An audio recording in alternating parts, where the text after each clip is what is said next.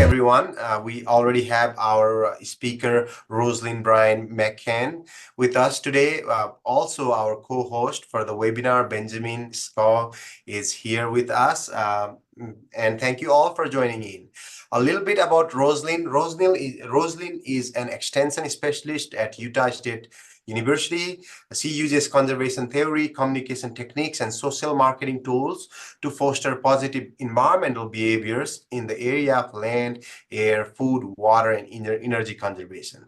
She is also the coordinator for Utah Farms Safe Park, the Utah Permaculture Initiative, and Sustainable U-Kits. She has done a lot of work on sustainable landscape, from water conservation to food production to small farms, urban farms, and things like that. So we are very glad to have Rosalind with us today. And without further ado, it's all over to you, Rosalind. Yep. Great. Well, thank you for having me. I'm really excited to chat with you all about this, and I'd love for you to keep introducing yourselves in the chat. I'm looking at where people are coming from, and we can do an activity later today and you can customize it for your own area, but it's helpful to know where most people are joining us in from. Before I dive into residential permaculture design, let me go ahead and launch a poll to see where you're all coming from with your experience with permaculture. I'm just really curious how familiar this audience is with the term permaculture, with the permaculture design framework.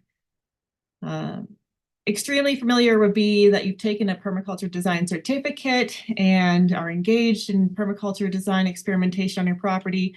Very familiar, you're a self-learner, you've read some books on permaculture design, done some work on your landscape.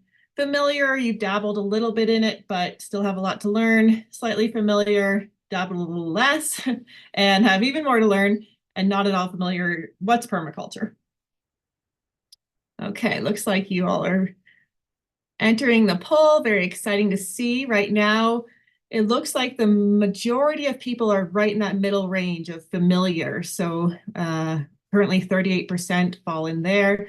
And then the next largest percentage is in slightly familiar. We have many who are not at all familiar with the term permaculture. So I'll go through some basics in the presentation just to get everyone on the same page before I dive into design elements and also design examples. So we have 3 in the group currently that feel extremely familiar with permaculture, and about the same number very familiar. So again, the majority of us are falling within the not at all familiar to familiar categories of the poll. Thank you for entering that. That's very helpful to see. Okay, so looks like we got some from Eagle Mountain, from Spokane, great, San Diego.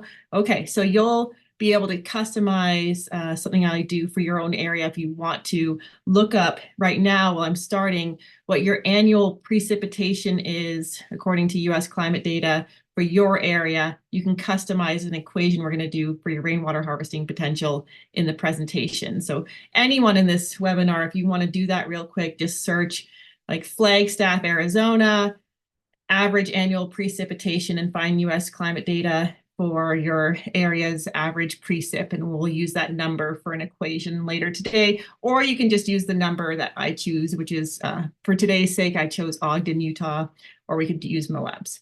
So let's go ahead and dive in because I have a lot to cover, a little time. Hold on to your seats. Here we go. I'm going to share my screen and we will start. All right, so we can all see this fine. I'll just assume that's a yes. And we'll get started. So this talk today is on residential permaculture design. Although this is a picture of a permaculture garden that we implemented back in 2013 on the USU Moab campus, I have it in this residential presentation because it's such a small space. It's like 60 by 72 or so square feet. And you can see just the contrast of the Kentucky Bluegrass Standard Campus landscaping on the left, and then the engagement that's happening. There's foraging by USU facilities, and I've seen so many community members, faculty, and students engaging now in this garden space and eating off of these perennial plants, and just love the redesign that happened here. And we'll see some other examples of permaculture design in today's presentation, but this is just a little taste of what's to come. So I'm a professor in sustainable communities extension specialist. I've been at USU for 13 years, and I was in the Logan campus. I've been in Moab for 10 years on the USU Moab campus. And so I've got some Moab examples, but we will also learn from other areas as well, including a little bit from Tucson, Arizona. I see there's at least one person tuning in from Arizona. Okay, so here's where we're going to go today. First, we're going to talk about Permaculture 101, and then we'll get into site design. So some permaculture considerations when designing a site, and water harvesting. I did a previous Seawell presentation on gray water, so if you want to take a deep dive into gray water systems, you can listen to that one from a couple of years ago. But I'll talk about gray water a little bit today, including rainwater and stormwater harvesting potential. And this all ties into this broader idea, this number 4 of integrated design. So typically we design landscapes that are linear thinking, so that rainwater hits the roof and it just flows as quickly as possible to the storm drain, get it away from the property. And then we complain about water scarcity when there's all this abundance that comes from the sky, that we can redesign our landscapes to slow spread sink that water into the landscape. And we'll end with just a consideration about your own landscape, but hopefully all of these numbers will build ideas for you as you think about your own landscape to make some tweaks that will improve the integration of your own design. Okay, so one thing that I'd love for you to consider as we dive into residential permaculture design is rainwater. And I just want you to take a moment to think through, when rainwater hits your roof, whether you're in an apartment or in a home, whether you rent or you don't, what happens to that rainwater? What is the journey that rainwater takes when it hits your roof? Does it flow off in a sheet flow? Does it go into a gutter and then down a downspout? And if it does that, where does that downspout lead to? And that question really can start you on this permaculture journey, because in permaculture design, I always advocate that we start at the top. Starting at the top of your landscape is your own roof of your property. That's the top. Of course, we could consider tree canopies some of the top, but where we can really start working with water is at the top of your landscape, the roof, and then looking at the flows working its way downwards onto your property, and also off-site water potential to harvest on-site, including storm water through curb cuts, and then residential household water, the gray water of your shower, your bathroom sink, and laundry, to also water your plants in your yard. So join me on this journey. Here we go into residential permaculture design. So for the best 101, I could talk to you all day about what permaculture is, but let's hear from the founder of permaculture design, David Holmgren, who coined the term with Bill Mollison in 1978, permaculture, based on the destruction that was happening with agricultural systems, the disconnect of people with their food. So this is a 7-minute video. It's the longest video I'm going to show today to just get your feet wet with what permaculture is. Okay. So here we go.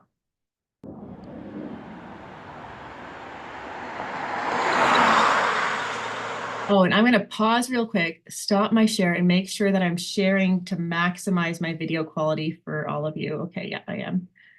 All right. Here we go.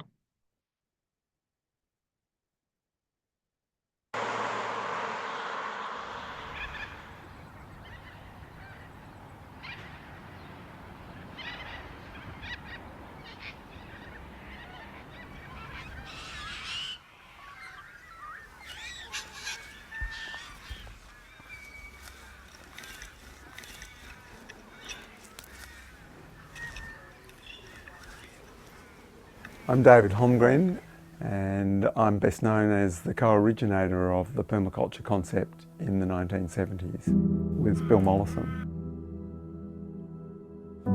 Sometimes there's two stories that are told about how the idea of permaculture really came about. One story is that Mollison was my supervising academic and I was just some technical assistant who worked with him. And then there's the opposite of that, which is I was the brilliant student and he was the academic who stole my work, which neither of those are true. I mean, for a start, he was my mentor while I was working on that permaculture manuscript. But if it had been left to me, the permaculture manuscript would have just mouldered away in a drawer. It was Bill who was like, no, we're going to take this to the world.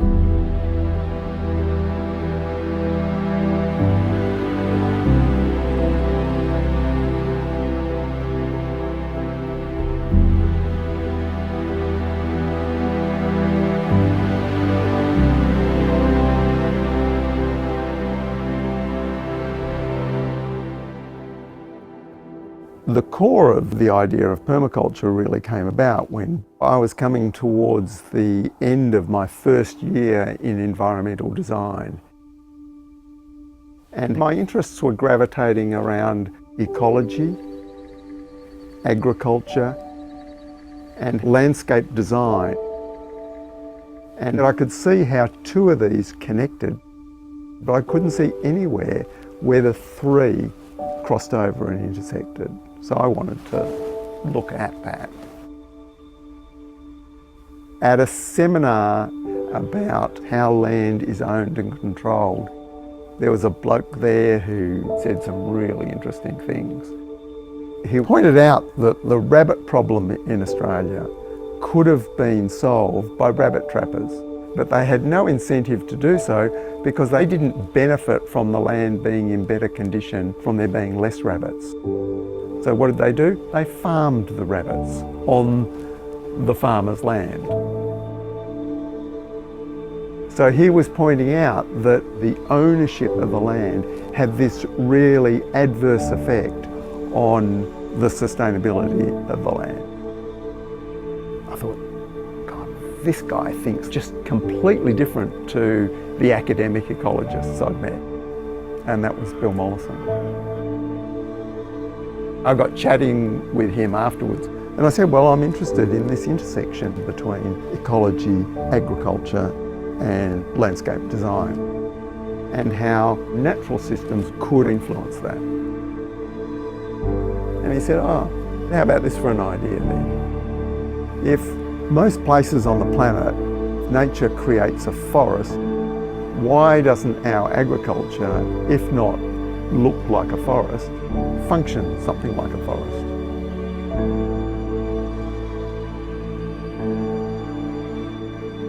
Why is our agriculture all composed of only annual plants that grow and die in 1 year? Whereas in nature, there's a diversity.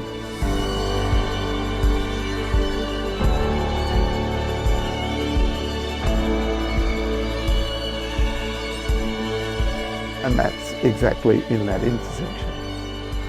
By understanding how nature designs things, we can create permanent agriculture and permanent culture in everything we do.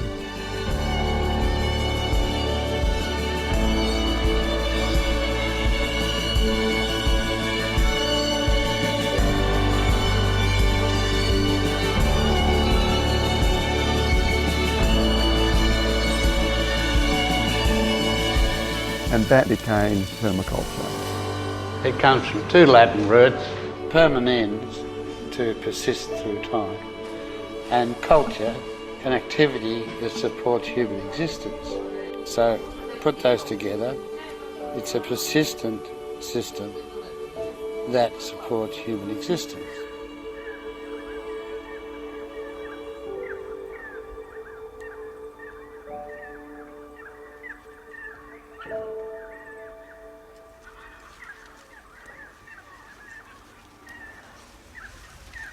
So Bill was my mentor. We were developing the first permaculture garden on the fringes of Hobart and persuaded me that we should publish it. But I didn't have a lot of the experience in all the different fields that underpin permaculture. And so my passion was about doing those things and building Meliodora here. Whereas Bill was ready for a larger stage and taking permaculture to the world was his next agenda, and developed the beginning of the permaculture design course. And that mechanism was really how permaculture spread, not just in Australia, but around the world.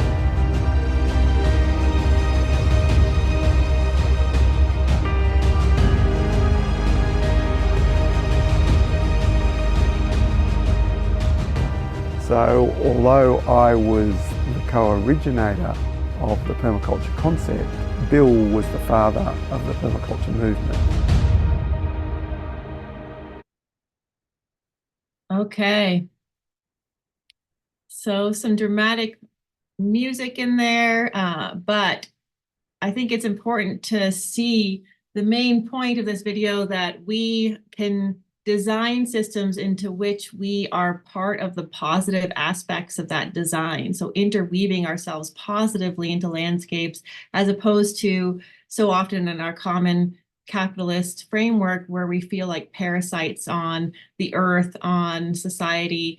Permaculture provides this hopeful framework where we can interweave ourselves positively for positive change on the landscape and beyond. So let's take a little bit deeper of a dive into some different definitions of permaculture. So back in 2013, I started the Permaculture Initiative with Utah State University. You can explore more about that if you just do a simple search of USU Permaculture. We've got a lot of free resources on there and information, definitions, things like that. So if you want to take a deeper dive, feel free to do that. And in our permaculture initiative, we have a very long academic definition of permaculture, which I'll share with you in a second. So a couple key things, though, to remember about the design. First is that it's a response to land degradation, disconnection between people and place. This was Holmgren's original desire to coin this term permaculture, and published Permaculture 1, the first textbook on permaculture design. And a lot of the writing in that Permaculture 1 book is rooted in Indigenous knowledge. There's several examples of Indigenous techniques that have been used that are now part of the permaculture framework. And so it's very important when teaching permaculture design to give a nod to the tribes that have worked on these techniques for time immemorial, combined with some shifts and changes to those techniques based on Western scientific understanding. So underpinning, why do polycultures work? When you plant several different plants together that can work as an ecosystem, why does that function so well? What's the yield potential? What's the soil quality change? Those are all, we can measure those things through Western science. And so it's a great melding, one of the best that I've seen of this Indigenous knowledge with Western science. And it's hard for many people to define because it's not just a thing. It's permaculture is a way of seeing the world that's different than we've been brought up to see. So instead of seeing ourselves as separate as nature, we see ourselves as integrated with nature and taking responsibility for our actions as far as meeting our basic needs are concerned. And a simple way to define permaculture, when I have my short definition, is a self-supporting design for tomorrow. And that's a very simplistic way. The academic definition that I use is this long one, and I'll give you a minute to read it.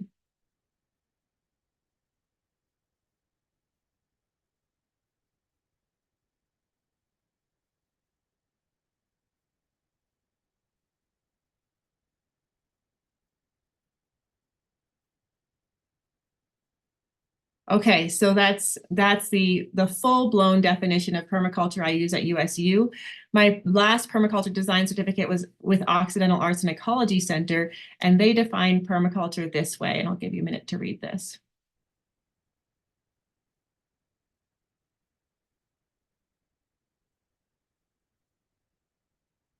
Okay, so this is a picture of Occidental Arts and Ecology Center. You can see the buildings with the solar panels on the left, this amazing garden system they have there feeding the participants in their programs. And it's one of the longest standing permaculture sites in the United States, based in Occidental, California. Here's another definition. I serve on the board for the Permaculture Institute. That I really like this definition because it's so short and simple. Growing ecological culture. We had many meetings where we tossed around different ideas and wanted to make it as short and simple and straightforward as possible. Ended up with this beautiful 3-word phrase of what permaculture is with the Permaculture Institute, Inc. Okay. One thing that you saw in the video was this framework for permaculture design. So permaculture is based off of 3 ethics. This is what really, there's other differences between permaculture and landscape architecture. This is one of the main ones. So permaculture design cross-checks itself and its success with these 3 ethics of earth care, people care, and fair share. Is your design contributing to all those factors? And the way that you can measure that is through these principles that Holmgren designed, number 1 through 12, of observe and interact being the first and foremost and most important principle. I would say just to understand your landscape really well before you dive into design and get excited about different design techniques, all the way through to creatively use and respond to change. So those are the principles, those 1 through 12 here. And sometimes you'll see in the literature 14 principles, or even sometimes a little less. I always just fall back on Holmgren's principles here on the slide. And again, the earth care, people care, fair share being the 3 ethics of permaculture design. And the reason he designed this image this way is to get different learning styles. Some people are very visual and really resonate with the pictures. Other people resonate more with quotes, others with bullet points. And so this gets at a various range of learning styles in thinking about the permaculture framework. Okay, I'm flying through because I want to keep us time for Q&A at the end. So that's the dabble into permaculture. What is it? The foundation, ethics, and principles. Now let's talk about taking this concept of permaculture and designing our site using the permaculture framework. So how do we do that? The first thing I would say is that first principle of long and slow observation. And this includes sitting on your site in various times of year, looking at how do certain areas of your property feel during the summer. I often describe the observation as through the eyes of a child. So we're not designing when we're sitting there, which is so hard for adults to do, but instead using your senses as you interact with your landscape. So what are you seeing? What are you feeling? What does it feel like sitting where you're sitting? And looking at also different weather patterns of the sun, the way the sun travels across your site in the summer as opposed to the winter. You can learn so much from observation and avoid so many design mistakes by slowing down and just taking time before diving into your design by getting to know your landscape better. And then once you've done that observation through the eyes of a child, then really think through what it is you want your property to be. So for me, when I walk through my property in Moab, I want to forage and I want my kids to forage. And I love native bees. I love to attract pollinators to my property. And so a pollinator attracting perennial edible landscape is what I want for my property. I am not great with annuals. I travel too often and I fail at annuals. And I do have one annual row in our community garden space, in our community garden in our neighborhood. And I love that because of the social element of hanging out with my neighbors and weeding with my neighbors. So in permaculture design, our zone 1 of our intensive plants would normally be closest to our house. But because I love that social element and the community element, I have a garden row that's not right next to my house and engage with it that way. So we'll talk about zones in a second, but none of these are hard, fast rules. And you got to also weigh other aspects of your desires and your daily life that come into play with your design. And so make sure your goals are realistic as well. For your design, so then you get into the designing of your site. Again, start at the top, which would be the roof, and then start small with your design. So many people get so excited, and myself included, and they just want to redo their whole landscape at once, and it's overwhelming. It becomes so overwhelming to do that. So maybe you've got a small section of Kentucky bluegrass that you want to lasagna mulch, so laying down cardboard and leaf litter and manure and or soil, and then letting that sit for a year to kill out that Kentucky bluegrass, and then you plant within that lasagna mulch space. That's one example of a small little project you could do. Or you could put in a small keyhole garden or hugelkultur mound, whatever it is that you were excited about. Experiment with that on a small scale before doing your whole landscape and seeing that's something that isn't working. And with starting at the top, this will help you for that third line there of slowing, spreading, sinking rainwater on your property and also household water and storm water if possible. Plan for water overflow. So even though I'm in Moab and I get 9.5 inches of rain a year, it's not very much at all. My 750-gallon rain tank still overflows in many rain events. And I've got a video of that I'll show you.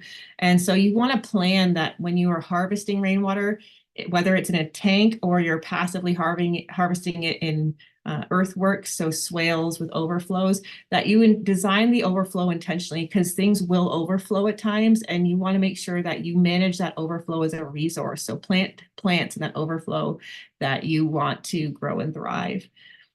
Maximize your living and organic ground cover, and have examples of that, and also maximize beneficial relationships on your landscape and the efficiency of what you're doing. If it's difficult to maintain or to access some of your food, you're not going to do it very often. And then reassess. So of course, continually reassess the system. I planted a golden rain tree in my backyard that it will eventually block my solar system, and my solar PV system, and I'll need to take that out.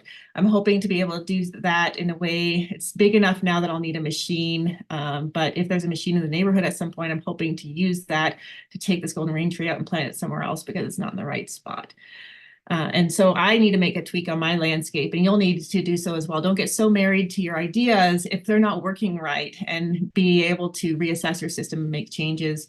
Consider your actual zones versus your imagined zones. So you might want to be in a certain spot of your property every day, but you aren't in reality. What can you do to change that so you are, or what can you do to let go of that idea? So we'll talk about zones again in a second. And then also with rainwater harvesting, and gray water harvesting, check for blocks, clogs, and leaks. So you definitely want to assess your system once in a while to make sure you don't have leaves clogging your rain head, or if your gray water system's coming out and you have a rain shield on top as by code, then that gray water is not blocked over time by the debris that's come out, hair and other things that will block that water flow into the landscape. Okay, so in permaculture design, we do the long, slow observation, we have our site goals, and then we can learn from patterns in nature. So a very common pattern that is referred to in the permaculture world is the Fibonacci sequence, the golden ratio, and this is an example of that with this beautiful spiral pattern of this snail, and we see so many of these in nature, and spirals are a great inspirational design concept we can apply on our landscape. Let's take it down to the design level now. Here's how you can, examples of how you could design from patterns in nature to details in the landscape. So like I mentioned in Moab, this is what a lot of the landscape looks like. And here you see a canyon that has been carved out over time, primarily by water. And so it doesn't rain often, but when it does, it comes in large flows over the sandstone. It erodes the sandstone in these deep canyons. So when we have a rain event, you get a lot of water in these canyons, and this is why there's flash flood risks, right? And so when I looked at the USU Moab campus, we were in a new campus now, but this is back when I was starting this work in 2013. I noticed a similar design of the landscape as a canyon, or a similar setup of the landscape. And that is this. So this brick building, the water flow used to come off in a sheet flow. There was no gutter and downspouts. And then you can see the USU Moab building is on the right. And that building created this canyon effect. It didn't get a lot of sun, but it got a ton of rainwater off of this huge shed from the Walker warehouse next door. So I walked over to Walker and told him what we were looking to do with these ecological gardens. You can always use different terms that people will understand better, that get at the same goal in mind, and asked if they'd be willing to sponsor or to support the sponsorship of the gutters and downspouts on their shed so we can better harvest that water and use it in the gardens. And they did that, which is great. And I got a grant for these rain tanks that are called slimlines that hold a collective capacity of 3,000 gallons that we can harvest out the front. So this purple rain shield here, I can attach a hose to it and gravity feed that out to the major trees in times of drought. And same with the back. There's a permaculture garden at the back of all these tanks that we can attach a hose and spot water as needed. We have a huge mulch layer because it doesn't rain often, but we get big rains with big gaps in between. So a huge wood mulch layer, like 6 inches or so, will maximize the water retention in your soil when you do get a rain event. And in this overflow, you can't see it from this picture, but the North Permaculture Garden or rain garden, ecological garden, starts right behind where I'm taking the picture. So the overflow is intentionally designed to feed into the top, the north end of the North Garden. And then that swale slopes at a 2% grade down and through the space so that water slow spread sinks through this narrow urban space. So huge water harvesting potential in these type narrow canyon designs with big roof surfaces. If you've got something like this, make sure to really think through how you want to maximize your water use. So we turned a problem, this is the permaculture principle, turn the problem into an opportunity. The problem was we were getting sheet flow. It was a health safety risk in the winter time, according to USU, with if that water was to freeze on the sidewalk. It's an ice slipping hazard. And so we looked at that as a problem. We looked at the large amount of water jeopardizing potentially the foundation of both the Walker Warehouse and of USU Moab's building. And then we're able to frame that to successfully get the funding and infrastructure in place to instead slow spread sink the water into the gardens. The gutters on the north and south ends feed directly into the rain gardens. Okay. So we saw the snail spiral. Here's another spiral that we see often these days of a hurricane. And we also see tornadoes have a similar spiral structure. They also make the perfect golden ratio Fibonacci sequence design. And so spirals are really neat to think about with designing in your landscape. People get really excited about herb spirals. I was excited about herb spirals until I realized that in the desert, you actually don't want to plant an herb spiral that is up above the ground, if possible, because things up high are also dry in the desert.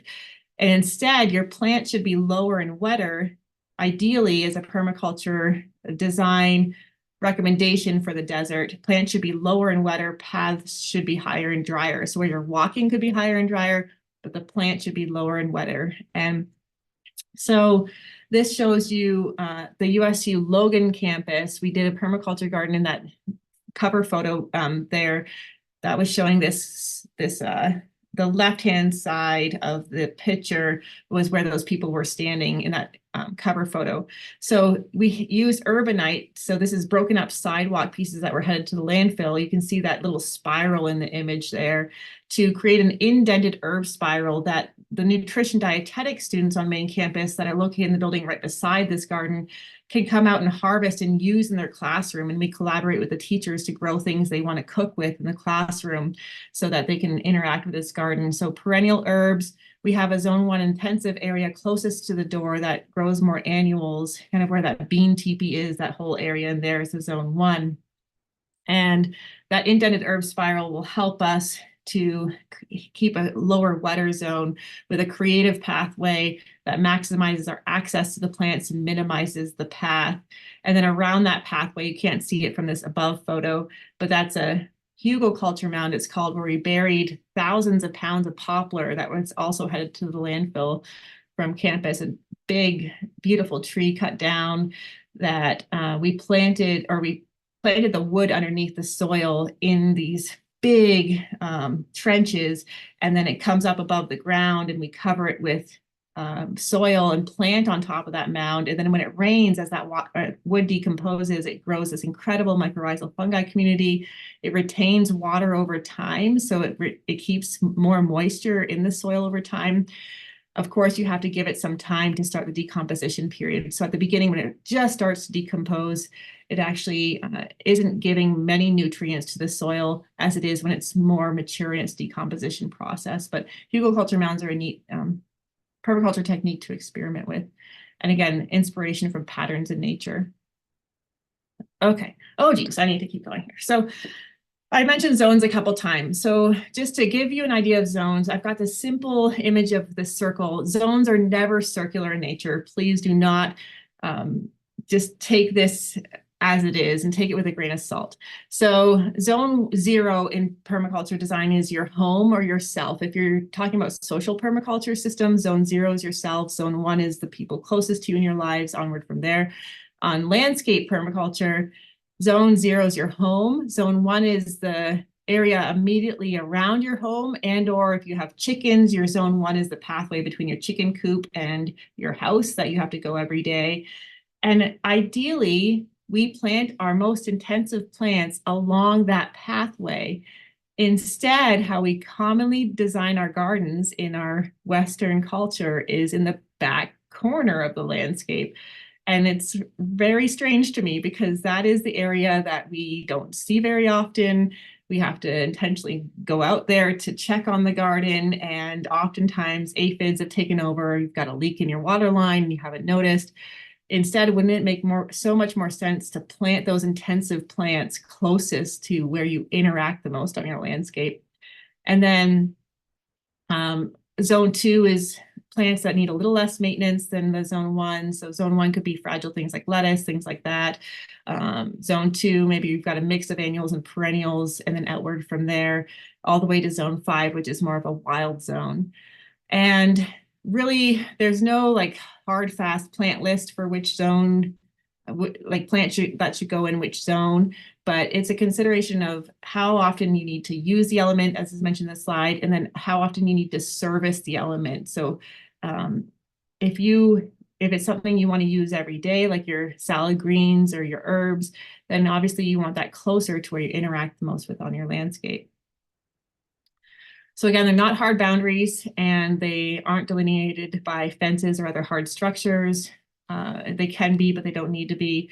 They usually blend into each other at boundaries, and they're not circular, of course, and they can be applied to social systems if you're looking to change some things in your social life as well. So there's someone in your zone 1 that you wish was in your zone 4, and socially, you interact with them every day, but you wish you didn't. Then what tweaks, what leverage points do you have in your life to maybe create some distance with that person? Or if there's someone in your zone 4 who you'd love to have closer in your life in your zone 1, what can you do to help foster that change to happen? So maybe inviting them for a potluck or something like that.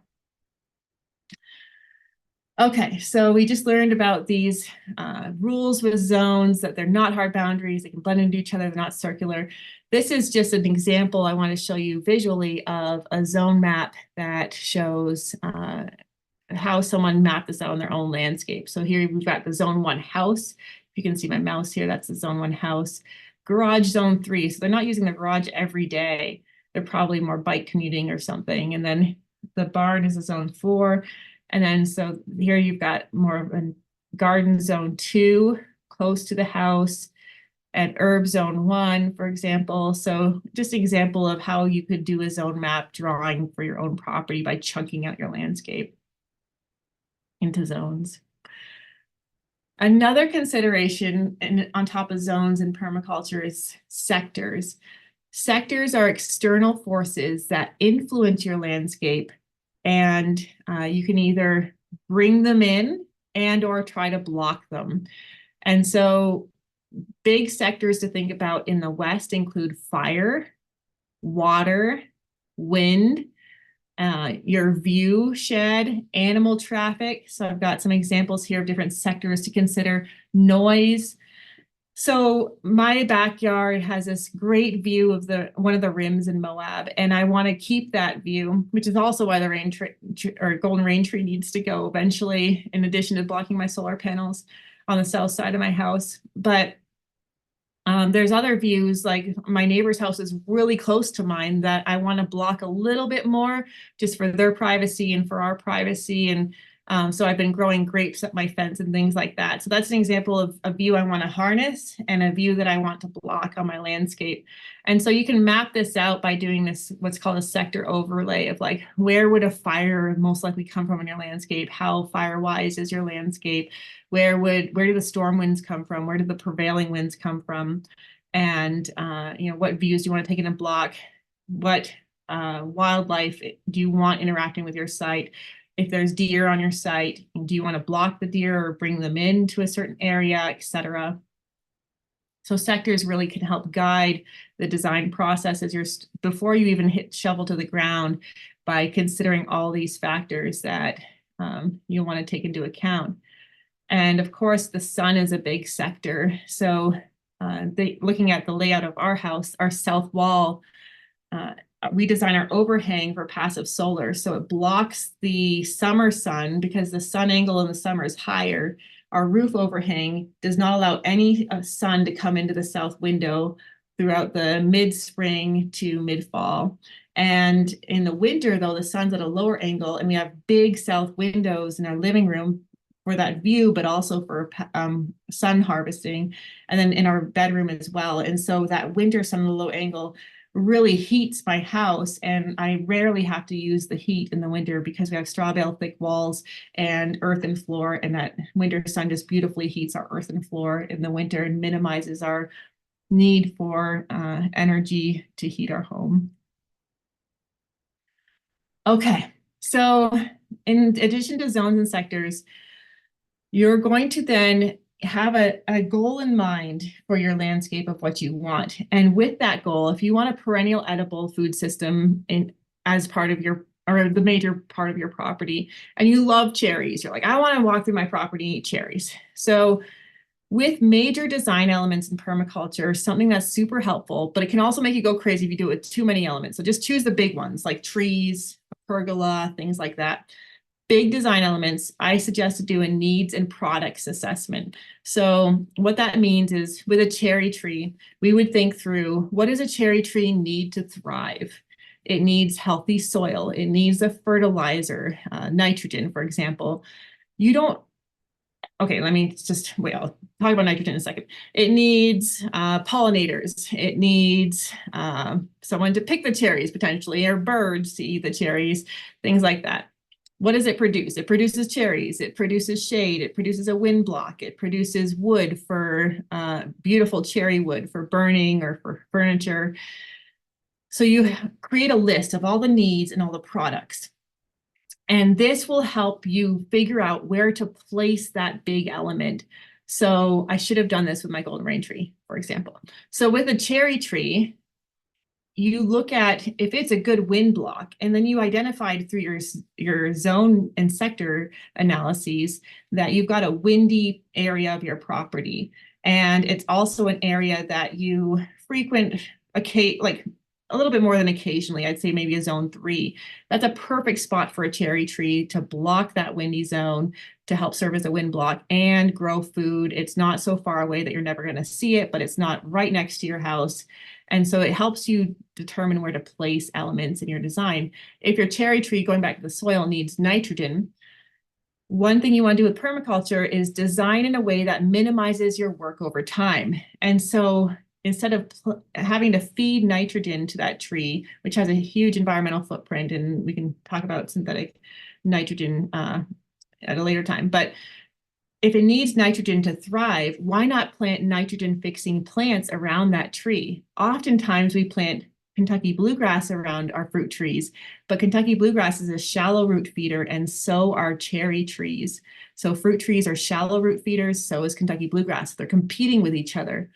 Instead, plants with big tap roots that can pull nutrients from deeper in the soil to up high, and you could chop and drop the leaves. Plants that fix nitrogen in the soil, those are working with the cherry tree as an ecosystem or integrated design. Plants that attract pollinators. And so when your cherry tree is blooming, unlike in California where they have to haul bees in from across the country to pollinate those trees because there's no food source the rest of the year, so there isn't the bee presence that needs to take place when the almond trees are in bloom. They haul bees from across the country to pollinate those trees.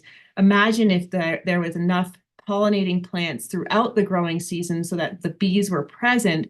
Then when those trees were in bloom, they would already be there to pollinate trees. And so this is where planting pollinator attracting plants help on your landscape, because they keep a presence of native bees there all year round, and or honeybees if you are making honey. Couple other big considerations. I love wood mulch. I don't love it in areas where I walk barefoot. So I've learned that over time. I love a big wood mulch layer. And in fact, from Colorado State Extension, there's a list of benefits of wood mulch.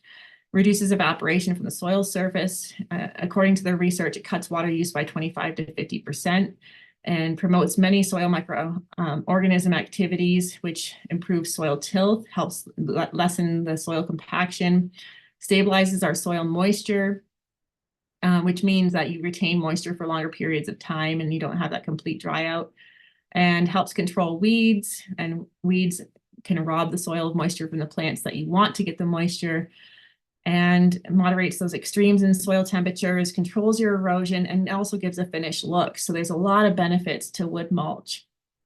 In areas that I like to walk barefoot, I like to use woolly thyme and other low growing ground cover. So these are some pictures of woolly thyme.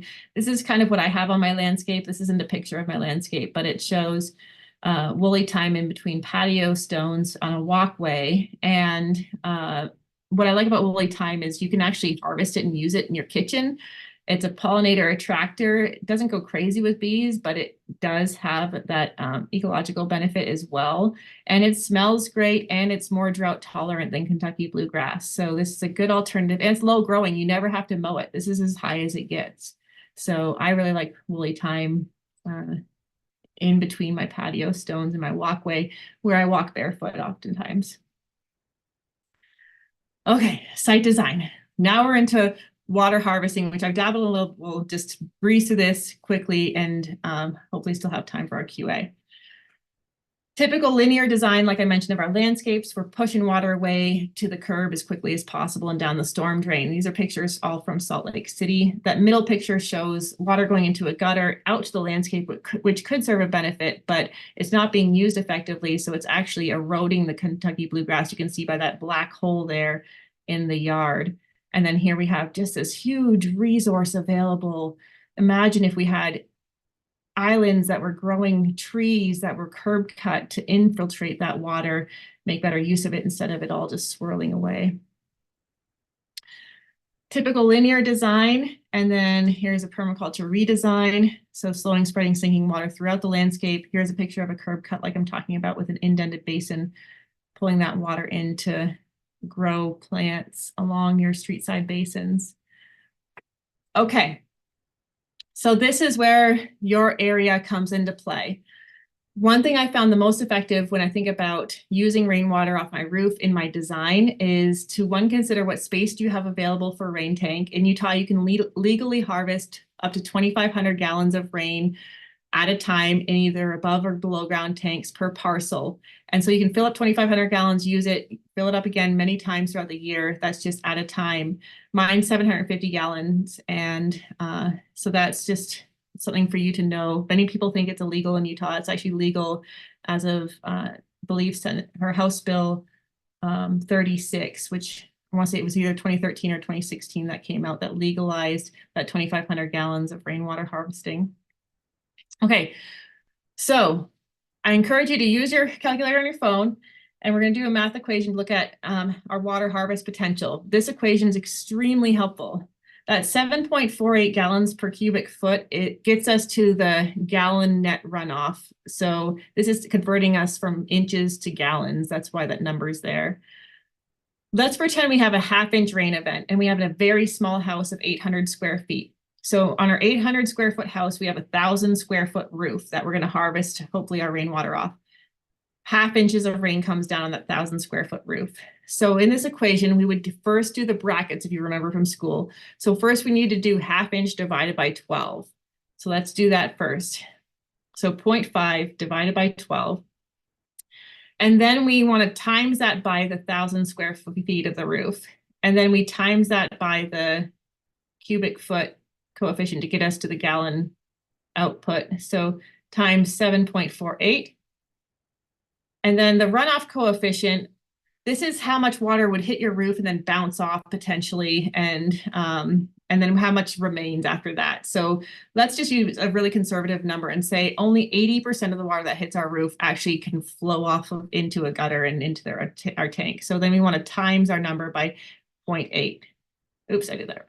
Okay, I had to start over again. 0.5 divided by 12 equals 0.04 times 1,000 times 7.48 times 0.8 water retention. That gives us nearly 250 gallons of water on a 1,000 square foot roof, half-inch rain event. If we look at Ogden, Utah, it's just a random example, 19 inches of precip a year on average. Then we take 19 divided by 12 times 1,000 times 7.48 times 0.8. That's over 9,000 gallons of water a year that's hitting that 1,000 square foot roof. So there's this huge potential beyond a rain barrel that we could be using on our properties for rainwater harvesting. So you can, again, plug in your own number of how many inches per year and divide that by 12, times it by what you estimate your roof area to be by the 7.48, then I would use a 0.8 conservative runoff coefficient. Hopefully that's helpful as you think about your rainwater harvesting potential. So rainwater harvesting, lots of things wrong with this picture. It's a mosquito breeding ground. And also you'll have evaporation. You'll have things growing in that water from solar penetration. Here's my rain tank. Here's a video of my rain tank in action. It's a clear tank, so we had to cover it. We used earth and plaster and reused materials throughout the whole tank. The roof is metal from a neighbor's roof that was left over. Cedar shake shingles that were also left over from a building were free on Moab classifieds, and river cobble there on the bottom. Okay. Gray water, I harvest gray water in my house for my bath, which American average use of bath water per day is 4.4 gallons. Laundry is 22 gallons per household per day, and shower is 26.9. So cumulatively, we've got around over 50 gallons here of rainwater or gray water potential per day from these fixtures that are legal in Utah. Here's my gray water system, painted purple so we don't drink it. That's non-potable water going out to my basin. This is a picture of my north side of my house, all gray water fed. I don't water this at all. This is just when I shower, my kids have a bath, or I do laundry. There's another picture of that system. Peaches on that tree and cherries, and love to harvest from that. This is Tucson, Arizona, taking stormwater runoff. So we just showed you gray water here, stormwater runoff into these indented basins. And last thing I'm going to do is take you on a wild whirlwind tour. I'm determined to have at least 5 minutes Q&A. So here we go. Hold on to your seats for some pictures of permaculture design. Original campus when I moved to the USU Moab campus. This is the North Permaculture Garden. Here's it pumping now with our redesign and a rain event. The roof water goes under the sidewalk into that swale, rock-lined swale at a 2% grade. You can see the gutters now in the building that weren't originally there. And those gutters now feed straight into the garden or into that tank system, which is behind this picture. And this is just a couple years later, nearly entirely rainwater fed. There's the occasional time in the growing season where we haven't had rain a long time and need to supplementally water with municipal water, but it's not very often in an area with 9.5 inches of rain a year. Upcycled materials for our social spaces, a building torn down near Main Street. It was the wood and then old bike parts, and putting the tank system in, those slimline tanks. And then just some examples of the gardens with our curb cuts in the parking areas to create shade for cars and also grow things like currants, perennial edibles. We combined a workshop with a community work day, and we had over 40 people help us plant these spaces, and we got them all planted in one day. And have native bee boxes. Utah city limits alone have over 500 different native bee species. Utah has an amazing bee diversity. And then here's a picture. This is like 12 feet wide, but it looks like you're looking into a forest system. So just to show you the potential of rainwater harvesting and growing an ecological type landscape. Curb cuts in Tucson, and then we learned from Tucson to do our curb cuts on that campus. Here's the charter school redesign from Kentucky Bluegrass. We indented the gutters into these rain gardens that are growing now plums. This doesn't get watered at all besides rainwater in Moab. Teachers now use this as a teaching ground to talk about metamorphosis, releasing plants, and the kids all helped plant the garden. We had the principal or the director pledge to maintain the garden in front of the whole school. Here's a picture of the Moab Arts and Rec Center, or yep, the Arts and Rec Center, narrow garden space, curbside, and taking in that building runoff. Here's my house, those north gardens when they were smaller, all fed on gray water. And here's the south side of the house. So here's my youngest boy walking through foraging off of the perennial edibles in my backyard, which is kind of a dream come true for me. So I just love that they can walk through and eat in the backyard. And everyone knows that little kids love to forage. There's the solar panels and those big south-facing windows. It's summertime here, so you can see the whole south wall is not taking in any sunlight, because you don't want that in the summer in Moab. Last thing I'll just say, and then we do have 5 minutes for Q&A. For your own landscape, start with that long, slow observation, start small, and network. So maybe you don't have room on your property for a peach tree, but maybe one of your neighbors is growing a peach tree. Get to know them and do a trade system. If you're growing cherries, they're growing peaches, maybe you can set up that trade system, have some neighborhood potlucks or harvest parties, and expand your design beyond your own property. So those would be my 3 big considerations as you look at your own landscape and your design. Okay, so with that, I'll wrap up and let's go ahead and take a couple minutes for Q&A. I'm sorry, it's not that much time for Q&A. No, you're all good, Rosalind. I haven't seen any question yet, and Oh, great. thank you, Rosalind. That was a wonderful presentation. I mean, I enjoyed it a lot and learned so many new things. But yeah, if you do have any questions, please put it in the Q&A box. Gary Nelson has a comment here. We try to consider leaks in a roof when calculating the runoff coefficient for 12,000 square foot greenhouse. Wow, Gary, yeah. Yeah, So that's fantastic. yeah, I think she's collecting the runoff from that space, and like from 12,000 square feet, it's huge. And Gary, just to point you out, like I'm doing water recycle, like water reusing project with different nursery, and if you are using water, reusing the water for beneficial purposes, it's not limited to 2,500 gallons. You can justify the reuse and then do it as much as you like. So it's not limited. So yeah, but then you do need to notify the water rights people. Great presentation. What about water from asphalt shingles? That has been my concern with using storm water harvesting from my roof. Or you mean rainwater harvested from your roof with the asphalt shingles? So I've looked into this some in the research. The research article that I saw that directly related to this topic mentioned that within the first 3 years, you have the highest issue of runoff from the asphalt. So the materials used to make the asphalt into the water.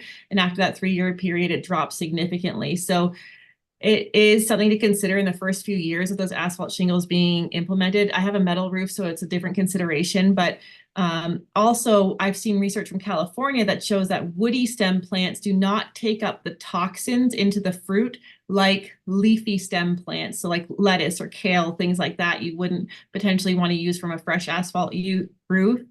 But you wouldn't have that issue, at least from what I've seen from research in California, with woody stem plants, which is also why my gray water system, I grow woody stem perennial edibles like 2 cherry trees, a nectarine and a peach, and then also currants in that space that my kids and I eat all the time. So Thank hopefully you. that's helpful. Yeah, thanks, Ross. And just before anyone leave, you'll get a survey to after you close the browser. So please feel free to fill out that survey. That helps a lot with me finding presenters and trying to make this webinar even better and useful and applicable for all of you. Now let's move on to the next one. In the Q&A box, Mark Olson asked, do you have this in USU PDF summary data sheet or sheets? Like, I mean, he's asking about this. Yeah, so different parts of this I do. So you can search a couple things. One on that permaculture page in the resources, we've got extension fact sheets on permaculture. So you can, it's like a 6-page, I think, fact sheet on permaculture. We've got a couple page fact sheet on gray water in Utah. So what is the code? Breaks it down really simply for people. And then also there's a fact sheet we did a handful of years back called Rain Barrels in Utah that talks about the legalities around water harvesting in the state and how to register your system for free and things like that. So different components of what I mentioned is in our are in different fact sheets. And of course, if there's a wish to share the presentation from today, I'm sure that would be, that's completely fine with me. Yep. Thanks, Ross. The next one from Sylvia is on your gray water system. Yes. Did you have to build that with the house? Yeah, so I did, and thankfully I learned about installing gray water systems from a water harvesting certification with the Watershed Management Group based out of Tucson right when I was building my house. And so I came back from that course and immediately designed the gray water system as we were building. If you have a crawl space, it's much easier to do than if you don't have a crawl space. It's not economically worth it, I would say, to put a gray water system in after you built it if you don't have a crawl space. If you have a crawl space, you have more flexibility of getting in there and putting the pipes underneath the foundation to go out to the landscape than you would without one, if you just have slab on your foundation. The next one is, I have pigeons who live under my solar panels and wonder if their poop would cause problem with rainwater collecting and using that water in my garden. I can't say for sure, but I'd say that fertilizer is fertilizer. So, Yeah, but I don't know about pigeons. I don't know if you all have more knowledge of that, Chital, or not. Yeah, if it is composted, but then a fresh poop, yeah, I need to check. I don't know that with the pigeons. Yeah, so Mark asked about restrictions for gray water use in Utah. I will say, if your local health department has opted in to approve gray water systems, that's huge. Grand County's has, and it's an opt-in system. If yours hasn't, you could check with the health department. If they haven't, encourage them to do it. And that's the first step. And then I would say once you have that in place, your design's pretty simple. There's a 3-way valve in your house with a 2-inch pipe at a 2% grade out to your landscape, and you've got a rain shield. The materials really aren't expensive at all. It's just really ensuring that your health department has opted into approving your system. And that Orion Rogers here in Grand County was one of the leaders on revising the code. He's with the Southeast Utah Health Department. You could always call him, search for him online and contact him about your own county and who to contact. He's a great gatekeeper. Okay. Merlin Marshall asks, seems like a lot of piping and grading to harvest rainwater and gray water.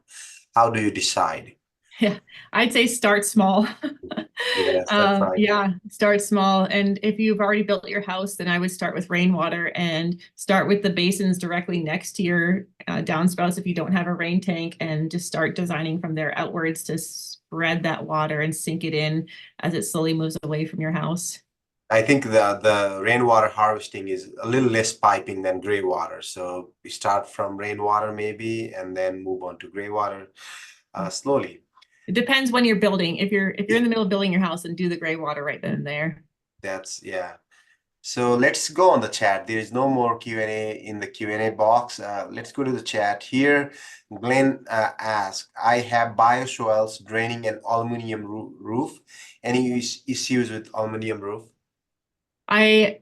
This study that I referenced before compared roof types of, it had rusty metal, painted metal, and asphalt. And asphalt was the poorest quality of water to come off. Still fine to use in your landscaping and things like that, especially after those first couple of years of off-gassing. But by far, the aluminum metal roofs were safer for rainwater harvesting. So you shouldn't have much problem, I guess. We get soda in our aluminum can, right? So if it's good for drinking, I mean, that's my guess. I haven't looked at the research yet, but yeah. Oh, looks like Steven here has done quite a bit of work with flipping the strip, doing cardboard, planning to do our entire North One area. That's fantastic. Glad to see that. Again, thanks, Ross. Thanks, Benjamin, for being with us. And thank you, everyone. See you maybe next month. Bye, everyone. Thanks. Bye-bye.